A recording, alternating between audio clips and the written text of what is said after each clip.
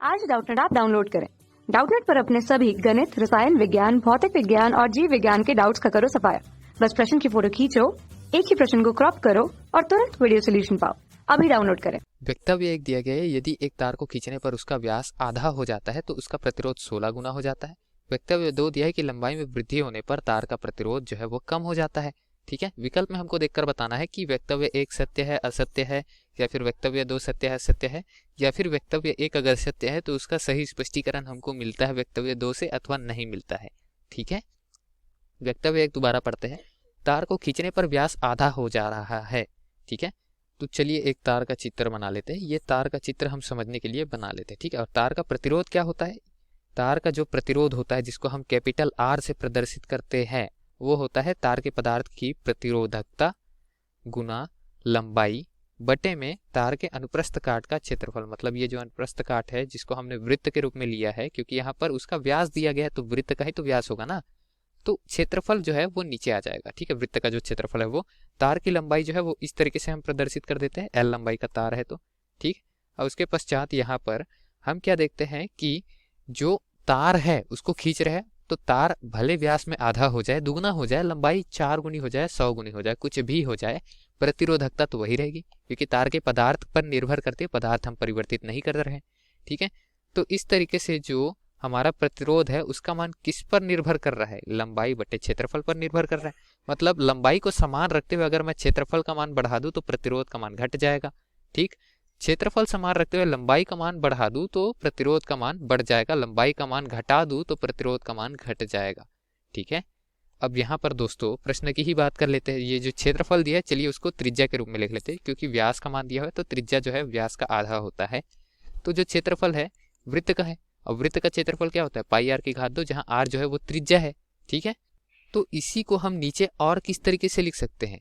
जो पाई का मान है वो तो नियत है। ठीक है, तो आर जो है वो अनुक्रमानुपाती हो जाएगा लंबाई बटे आर की घात 2 के। ठीक है, अब ये पहले की स्थिति थी। दूसरी स्थिति में क्या कर दिया? व्यास आधा हो गया, तो जाहिर सी बात है कि त्रिज्या भी आधी हो गई होगी, क्योंकि व्यास क्या होता है?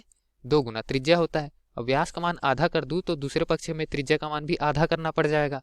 ठीक है, तो इस तरीके से पहले जो 2 आर था वो अब 2 आर बटे 2 हो गया, या फिर आर हो गया केवल, मतलब जो त्रिज्या थी वो आधी हो गई, ये बता सकते हैं। ठीक है, तो दूसरी स्थिति में ले लेते हैं। चलिए हमने क्या कर दिया? व्यास आधा कर दिया। पहली स्थिति के लिए जो लंबाई था वो एल था, दूसरी स्थिति के लिए एल डैश ले लेते हैं, बटे में क्या हो जाएगा यहाँ पर? इसको भी आर डैश लिख लेते हैं, और यहाँ नीचे आर की जगह क्या लिखेंगे? आर बटे 2 की घात में 2, जिसको आगे हल करेंगे तो क्या लिख सकते हैं यहाँ पर कि एल डैश बटे में आर की घात 2 और बटे में 2 की घात 2 को 4 लिख सकते हैं, तो बटे में 4 हो जाएगा। ठीक है, तो इसको 4 लिख के एल डैश बटे में आर की घात 2 लिख सकते हैं। ठीक, तो ये मान हमारा आर डैश का आ गया। ठीक है, और अगर बात करें दोस्तों तार के आयतन की, आयतन नियत रहेगा, व्यास हम क्या करेंगे? आधा करेंगे, तो लंबाई जो है वो दुगनी हो जाएगी। कैसे हो जाएगी? चलिए देख लेते हैं। क्योंकि तार का आयतन क्या होगा? अनुप्रस्थ काट का क्षेत्रफल गुना लंबाई। पहली स्थिति का अनुप्रस्थ काट गुना पहली स्थिति की लंबाई बराबर दूसरी स्थिति का अनुप्रस्थ काट गुना दूसरी स्थिति की लंबाई। पहली स्थिति की लंबाई L1 जो है वो L है, दूसरी स्थिति की लंबाई जो L2 है उसको L डैश मान ले, तो L डैश का मान L के रूप में निकाले तो L डैश बराबर क्या हो जाएगा? A1 यानी कि पाई R1, या फिर R लिख देते सीधे, की घात में 2 बटे में A2। A2 का मान क्या होगा? पाई, A2 के लिए त्रिज्या जो है वो आधी हो गई, की घात 2 गुना L। ठीक है, इसको आगे हल करेंगे तो पाई से पाई कटेगा, आर की घात 2 से आर की घात 2 कटेगा, 1 बटे 2 की घात 2 आएगा, जब 1 बटे 4 हो जाएगा, नीचे ऊपर ले जाएंगे तो 4 हो जाएगा। ठीक है, हल करके आप देख सकते हैं, तो 4 गुना एल जो है वो एल डैश का मान आएगा, यहाँ रख देंगे इस समीकरण में एल डैश की जगह। ठीक है, उसी पेन से लिख देते हैं यहाँ पर भी, तो आर डैश बराबर क्या हो जाएगा? 4 गुना एल डैश की जगह 4 गुना एल लिखेंगे, बटे में आर की घात 2 लिखेंगे। तो इस तरीके से मान क्या आया? 4 गुना 4 मतलब 16, और गुणे में क्या आया? एल बटे आर की घात 2। ये एल बटे आर की घात 2 कहीं देखा है हमने? यहाँ देखा है। तो ये किसका मान है? आर है, प्रारंभिक प्रतिरोध का मान है, तो यहाँ पर आर लिख देते हैं, प्रारंभिक प्रतिरोध का मान। ठीक, नीचे लिख देते हैं, तो इस तरीके से आर डैश बराबर क्या आ गया? 16 गुना आर। ठीक है, मतलब प्रारंभिक प्रतिरोध का 16 से गुना करें तो जो मान आएगा नया प्रतिरोध का, वही प्रतिरोध हमारे तार का हो गया। तो तार का प्रतिरोध 16 गुना बढ़ गया, ऐसा हम कह सकते हैं। ठीक है, वक्तव्य में क्या दिया है कि उसका प्रतिरोध 16 गुना हो जाता है, तो वक्तव्य हमारा सत्य दिया हुआ है, सत्यापन हमने किया है। ठीक, लंबाई में वृद्धि करने पर तार का प्रतिरोध कम हो जाता है, ऐसा दिया गया है। ठीक है, तो वक्तव्य 2 की भी बात कर लेते हैं। लंबाई में अगर हम वृद्धि करें तो प्रतिरोध कम होगा क्या, चलिए देख लेते हैं। लंबाई में अगर हम वृद्धि करें तो प्रतिरोध का मान बढ़ेगा कि कम होगा। दोस्तों हमने यहाँ ऊपर में सूत्र तो लिखा था, ठीक है, ये वाला सूत्र, ये वाला आर जो है वो किसके अनुक्रमानुपाती, L/A के। तो वक्तव्य 2 में हमको यहाँ पर अनुप्रस्थ काट के बारे में कुछ नहीं दिया गया है। ठीक है, तो अनुप्रस्थ काट को हम नियत रखते हैं और अनुप्रस्थ नियत रख के हम क्या देख रहे हैं कि लंबाई का मान बढ़ाएंगे तो प्रतिरोध का मान बढ़ेगा, सीधे अनुक्रमानुपाती है। लंबाई का मान कम करेंगे प्रतिरोध का मान कम होगा।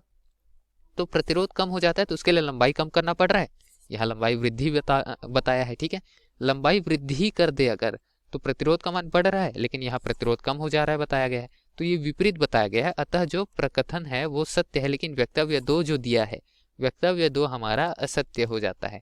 ठीक, तो सही विकल्प कौन सा हो जाएगा कि वक्तव्य 1 सत्य है तथा वक्तव्य 2 असत्य है, जो कि विकल्प क्रमांक सी पे केवल दिया गया है, जो कि दिए गए प्रश्न का सही विकल्प है।